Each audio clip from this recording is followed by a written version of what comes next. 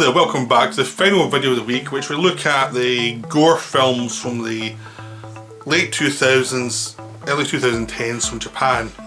Now these are like films that were made by a few different directors who are all very influenced by Sam Raimi and early Peter Jackson. The films were very gory, very comic booky, lots of jokes, very tasteless.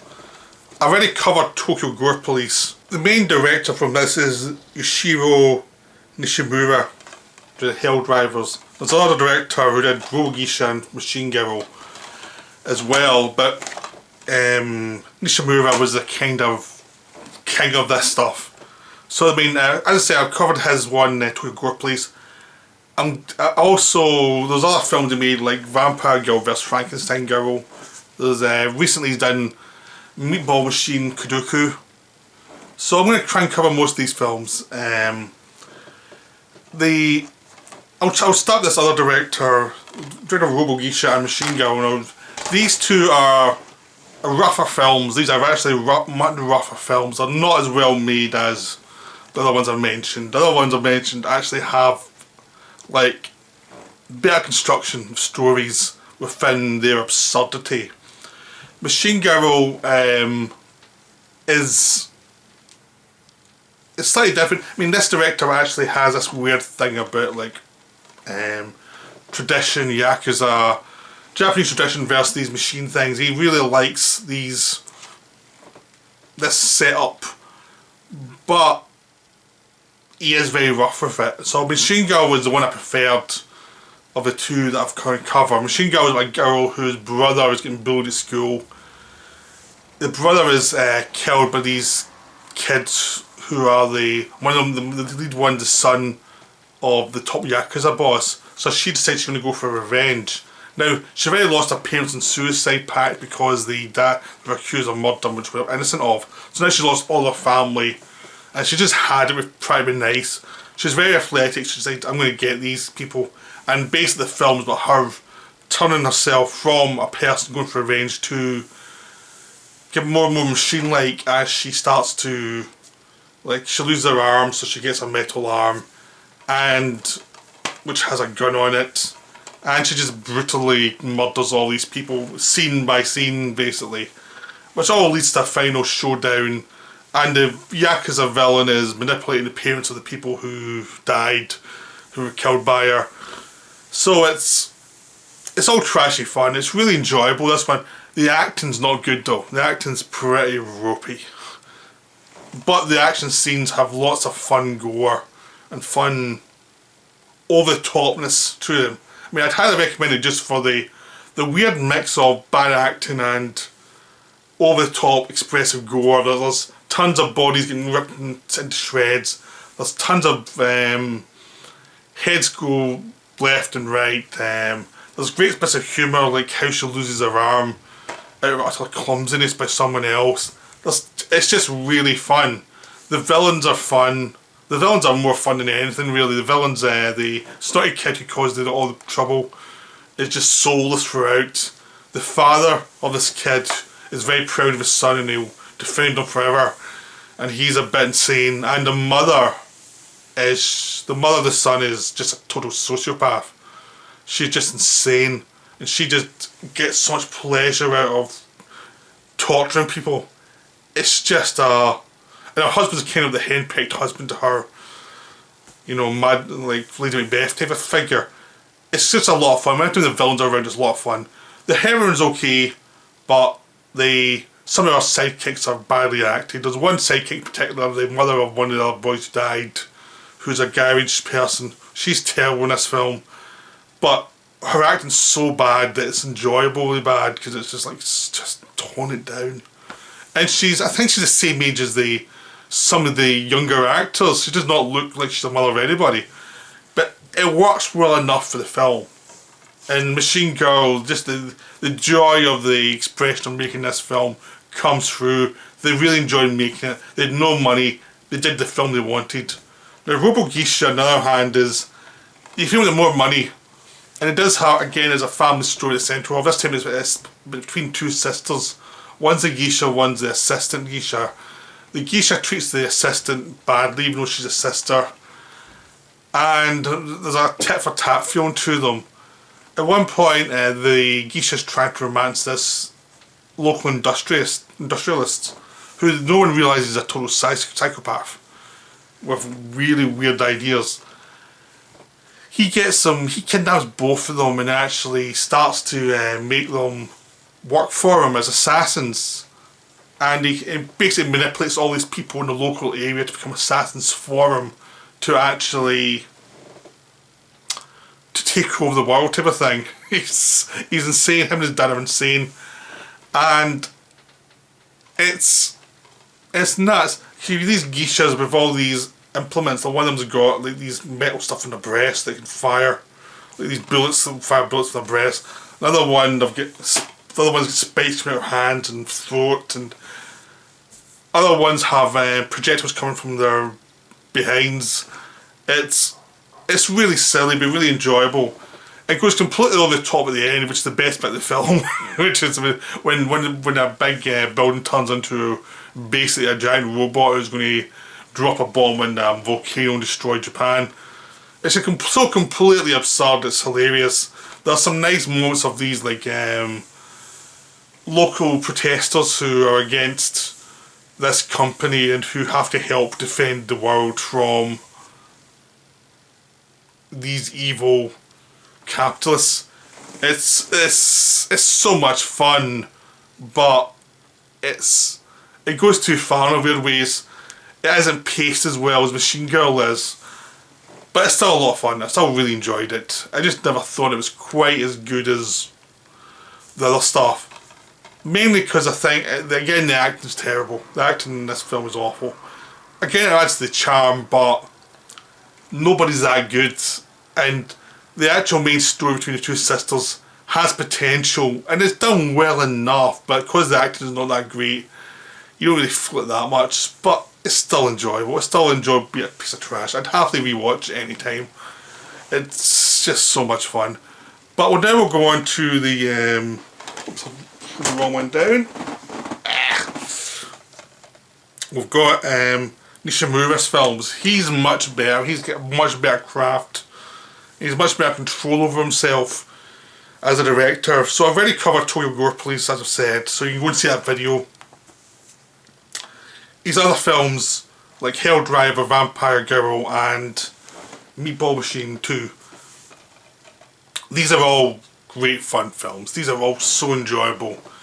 One of the charming things about Nishimura is he sets up the film in the first third and then you get the credit sequence. Like, he starts the film, and by the time you've forgotten there's no credit sequence, that's when he puts it there.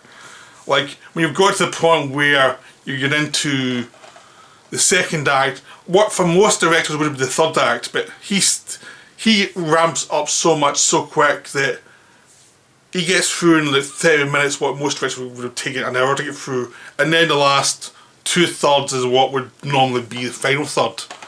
But for him, that's just this film beginning. And it's great. It's just so great. It really does remind you of the Sam Raimi, Peter Jackson stuff where any excess will go. And he does try and actually have some decent characters in it and has some good relationships. And he actually does have more of a down ending than everyone else. He does have a kind of...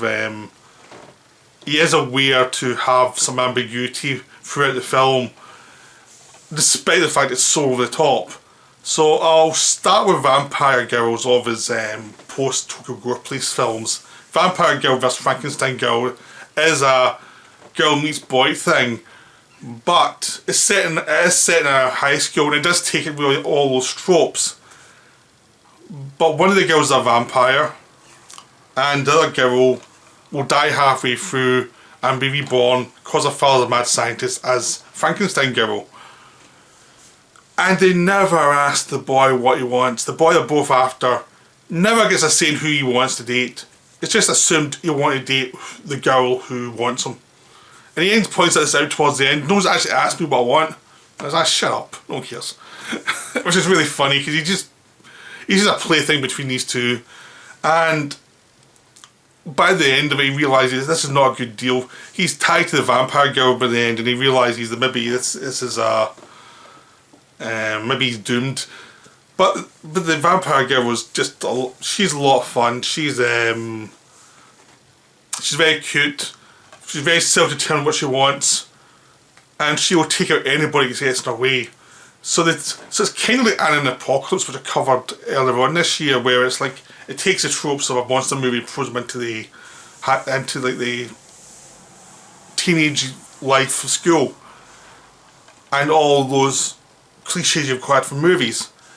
But it kind of does it very charmingly, like Anna and the Apocalypse, where you actually have a lot of fun with the tropes and with the rules of the genres, and you can mix them up.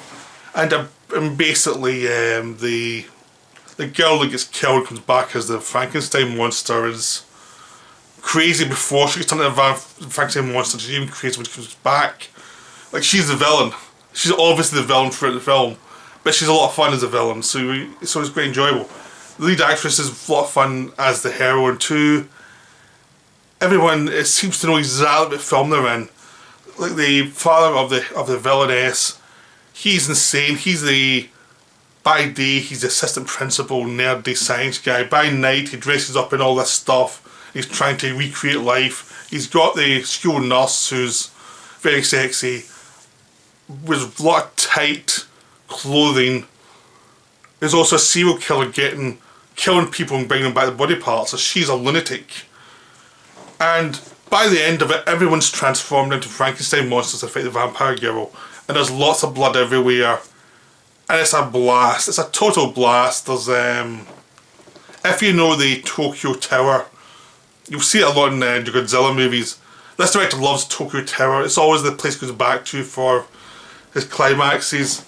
And this one takes place on Tokyo Tower, climbing up it, and there's lots of fighting on it, and the whole film's so enjoyable. It was made at the same time as the Twilight movies, but this thing's so much better because it just rips the mickey out of any sort of seriousness, but it keeps it innocent enough, the central performances, to actually get you dragged into this drama, even though guts are flying across the screen. It's just so much fun. It really is a real throwback to a certain genre, from that kind of gore genre you had in the 80s and 90s. And it's obviously the director loves that genre. This is what he wants to do this time. So these are films that are what the director wants them to be. He has no pretensions to what he's doing. He loves what he's doing.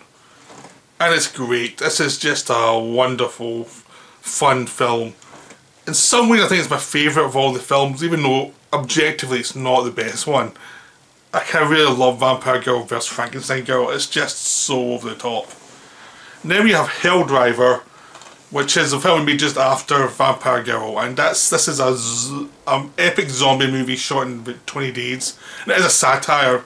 The idea is this comet comes down, hits Japan, the north of Japan, infects this woman who is the mother of the heroine, and then it sprays out this stuff that infects all these other people in Japan, turning them into zombies. There's a wall built quickly through Japan, separating the south from the north, and the zombies at the north and the north people at the south. Everything's going wrong in the south. People are not accepting the fact that these zombies are zombies. So you get a lot of people who are just in denial about it. You've also got, they're infected, we have to find a cure. No one's having that. They're getting fed zombies are getting fed body parts of other people who have died. Other people are going out into the no man's land and actually killing the zombies and taking away these stems that come around the brain of the zombies, which if you pull out you can turn it into a drug. So the underworld is thriving with that, because the rest of Japan's collapsing because half the country's gone and the government's in denial, and there's a new right-wing conspiracy afoot to try and take over the government and take over Japan and nuke the north and just destroy the leaders of the zombies and then just take over the land again.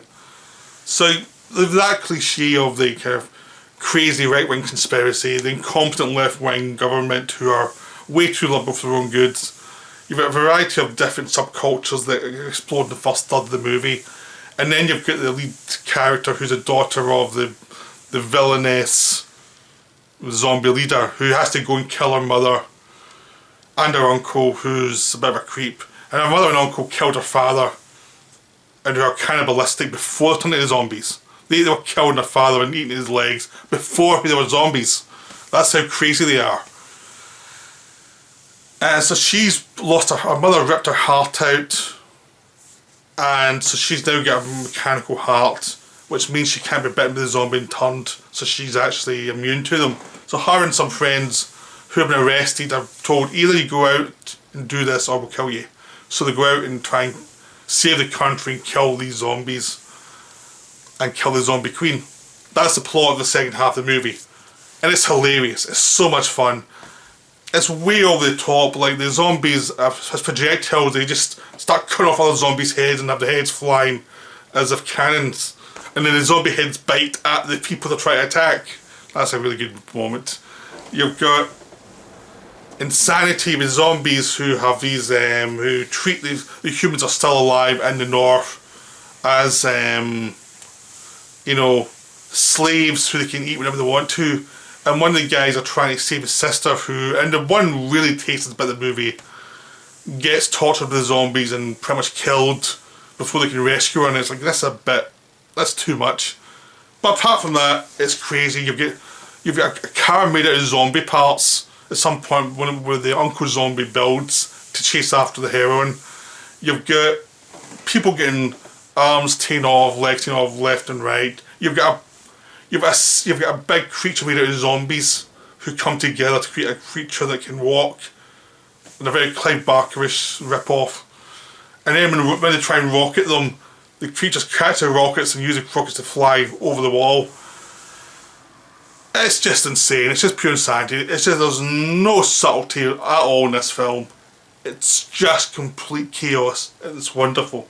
I don't like zombie films generally because they creep me out, but these zombies were so over the top. You couldn't get scared by them. It was just a joke, basically. It was just a non-stop joke. There's lots of zombies who turn into different kind of creatures who are used for various gags. It's just hilarious. It's a really fun film and very enjoyable. The final one I'm going to cover is Meatball Machine Kodoku, which is a sequel to Meatball Machine, which I haven't seen. In this section, this movie, this thing comes down and plunks itself down in the centre of a city, and Tokyo, I think, and I wasn't paying that much attention to where it was. And it turns out these little parasites come out and turn the people who it infects into remote control creatures, because the people become mutated to fight under the control of these aliens to see who can win. So they're using the people as fighting machines to actually win. Now, unfortunately, one of the guys they choose has cancer. Yeah, it's very tasteful. And the first third of the movie is him trying to deal with the fact he's going to get cancer, he's going to die, and he's trying to find a way to romance this woman and fail completely. And everything's going wrong in his life until this happens. But the cancer, because his cells are so corrupted, he can actually corrupt the processing of mutating them so that it kills the creature rather than him. So he has the machine. He has total control over it, so he can go and start fighting other machines and helping the humans who are still left in the city who aren't infected to take down these machines and actually win.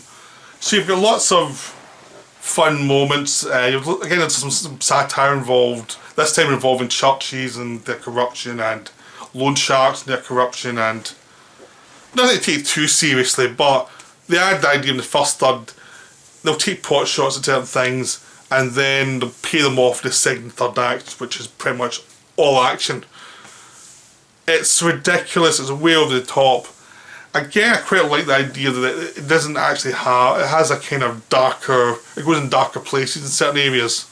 You know, like a child dies horribly, the child's a pain, and you think, well, we won't kill him though, and then they kill him and it's like, oh, that's fun. Tasteless, but fun.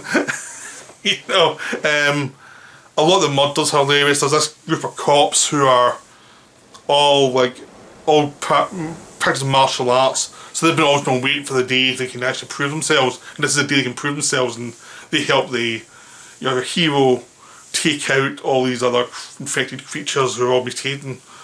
So you have all these weird, like, people who are villainous before they were mutated becoming even worse when they're mutated and controlled and becoming utter creeps, and you see them getting taken out one by one. It's a total joy, this film. This film is a lot of fun. It's just so enjoyable, so knowingly trashy. If you're in Britain, you can find this film on Amazon Prime right now. It's on Amazon Prime at the moment. So if you've got Amazon Prime, you can see it for free. So I highly recommend it if you like gory, trashy films that are knowing and love what they are. Meatball vs. Kodoku is just so much fun. So I highly recommend it. I recommend all of these films. These films are a joy. Even the tackiest one, no matter what I've said about them, they're a joy to actually watch and sit back and enjoy. I watched all of these within a week. I just got addicted to them. And I just couldn't stop myself. So they're great fun.